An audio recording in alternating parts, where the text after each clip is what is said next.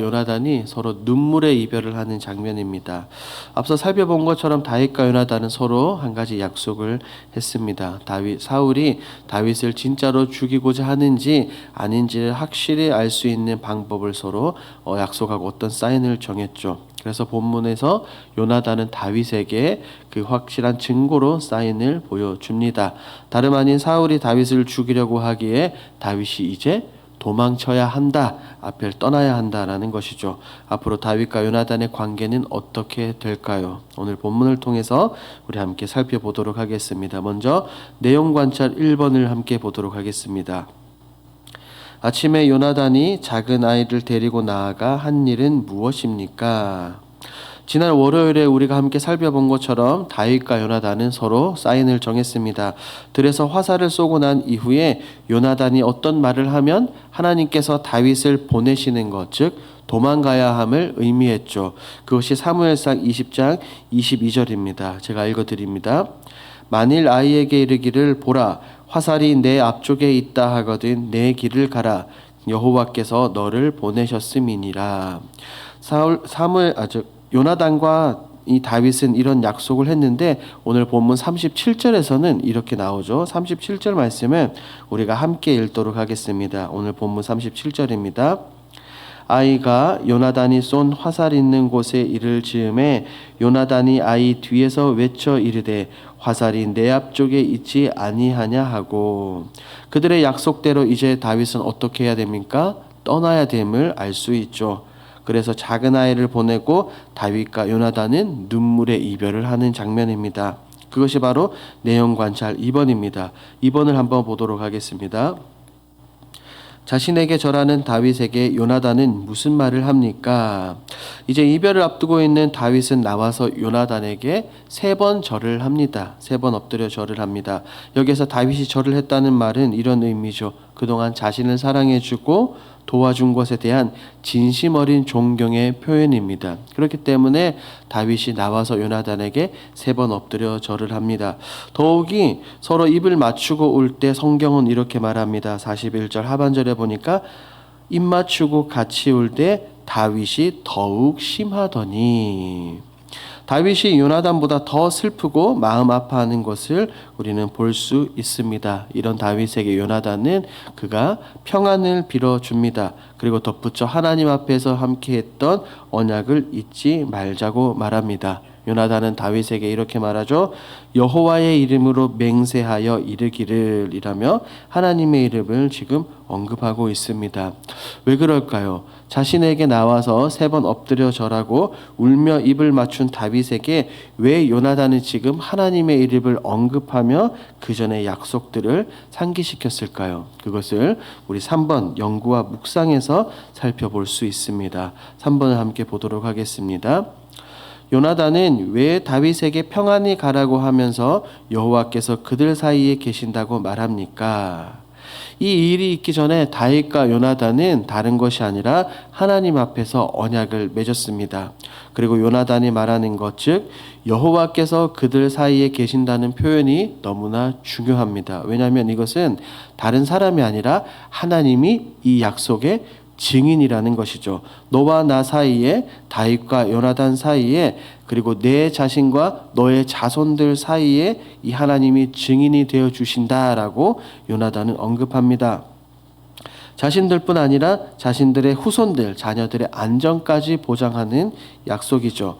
하나님 앞에서 맺은 언약은 깨뜨릴 수 없습니다. 그렇기 때문에 요나단은 지금 하나님의 이름을 언급하죠. 우리가 나중에 살펴보겠지만 다윗은 요나단의 자녀를 돌봐줍니다. 언약을 맺고 하나님 앞에서 언약을 맺고 지키는 다윗과 요나단의 모습을 우리는 성경을 통해서 살펴볼 수 있습니다.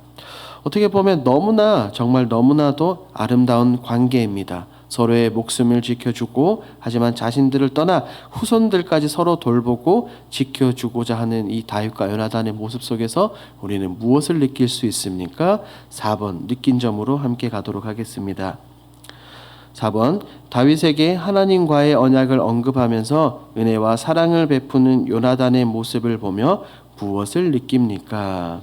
저는 이 본문을 보면서 첫 번째로 너무나 부러웠습니다. 제3자 입장으로 봤을 때 정말 부럽습니다. 어떻게 저런 우정, 저런 서로를 세워주는 참된 관계를 맺을 수 있을까라는 이것을 보면 정말 너무나 부러웠습니다. 그리고 지금 이 본문을 앞서 우리가 스스로 다윗이 되어보면 좋겠습니다. 나의 신실한 친구가 하나님과의 언약을 이야기하며 왕위를 비롯한 이 모든 것을 나를 위해 포기한다면 여러분들은 어떤 느낌이 드시겠습니까? 본문에서 다윗은 요나단에게 3번 절하고 입맞추고 울었다면 저는 아마 3번을 넘어서 10번도 20번도 엎드려 절할 것입니다. 그리고 그런 친구를 통해 그런 은혜를 입었다면 저 혼자만 그저 간직하고 있지 않을 것입니다. 나도 누군가에게 똑같이 이런 받은 사랑과 은혜를 베풀 필요가 있죠. 절대로 받은 것에 그치면 안 됩니다. 그래서 우리 주님께서도 그렇게 말씀하셨죠. 너희가 거저 받았으니 거저 주라라고 말입니다. 이것을 알고 있는 우리의 믿음의 선배 바울 선생님도 사도행전에서 이렇게 말씀하셨습니다. 사도행전 20장 35절 제가 읽어드리겠습니다. 범사에 여러분에게 모본을 보여준 것과 같이 수고하여 약한 사람들을 돕고 또 주 예수께서 친히 말씀하신 바 주는 것이 받는 것보다 복이 있다 하심을 기억하여야 할지니라. 계속해서 우리는 받기만 하는 것이 아니라 주는 것이 더 복되고 행복하다는 것을 기억할 필요가 있습니다.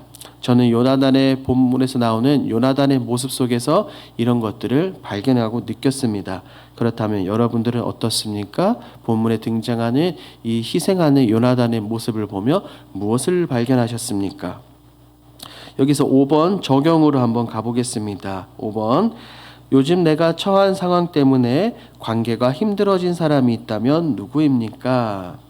때로는 우리는 살아가면서 사람들과의 관계 속에서 질투와 욕심이 사람들과의 관계를 깨버리곤 합니다. 우리는 계속해서 지금 사무엘상을 살펴보고 있죠. 다윗과 요나단을 살펴보고 있는데 사울과 요나단과의 관계는 어떠할까요? 사울은 자신의 안위, 왕위, 그리고 아들의 이 왕권을 생각하며 그는 질투하고 욕심을 부립니다. 그래서 다윗을 죽이려고 했고 어제 살펴본 것처럼 심지어 자신의 아들을 요나단을 죽이려고 그에게 단창까지 던져버립니다. 그렇기 때문에 요나단은 심히 분노하여서 자리를 이탈해버리죠. 앞으로 이 사울과 요나단 부자관계는 어떻게 될까요? 무엇이 사울과 요나단 사이를 갈라놓고 힘들게 만들었을까요? 그것은 자신이 처한 상황을 제대로 받아들이지 않았던 사울의 욕심과 질투로부터 시작이 되었습니다. 그래서 관계가 그리 좋아 보이지 않습니다. 반면에 요나단과 다윗은 어떠 보입니까? 서로 어려운 상황에 처했지만 서로 힘들어하지 않았습니다.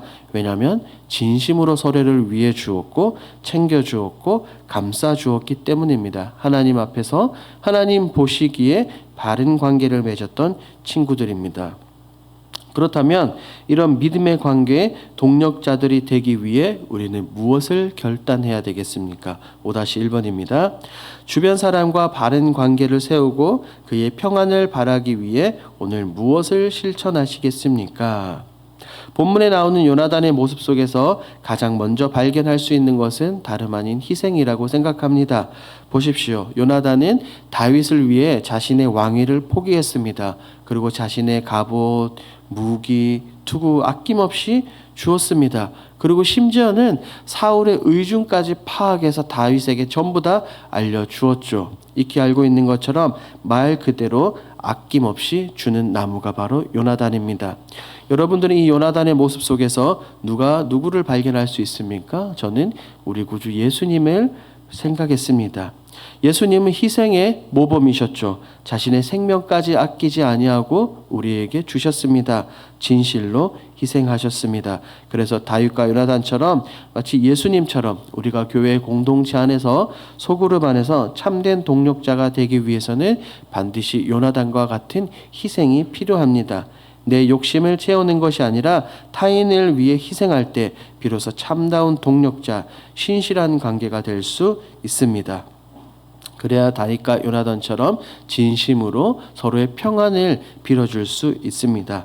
이렇게 예수님처럼 그리고 요나단과 다윗을 따라 서로 희생하며 좋은 관계를 맺어가는 사랑하는 길동의 모든 성도들이 되길 주님의 이름으로 축복합니다. 그래서 저는 이 본문을 맞이하며 첫 번째 기도 제목을 이렇게 정했고 이렇게 기도하고자 합니다. 첫 번째, 공동체 안에서 내가 먼저 예수님처럼 희생함으로 아름다운 관계를 만들게 하옵소서. 두 번째, 환난 속에서도 언약을 이루시는 하나님의 신실하심을 기억하며 믿음으로 살아가게 하옵소서. 세 번째, 교회 내 다음 세대들이 기독교 세계관으로 무장하게 하시고 온전한 하나님의 사람들로 자라나게 하옵소서. 위와 같은 기도 제목으로 기도해 주시고 개인 기도 제목으로 자유롭게 기도하시다가 돌아가시면 되겠습니다. 이 시간 우리 다 같이 주님의 이름을 한번 부르짖고 개인적으로 기도하겠습니다.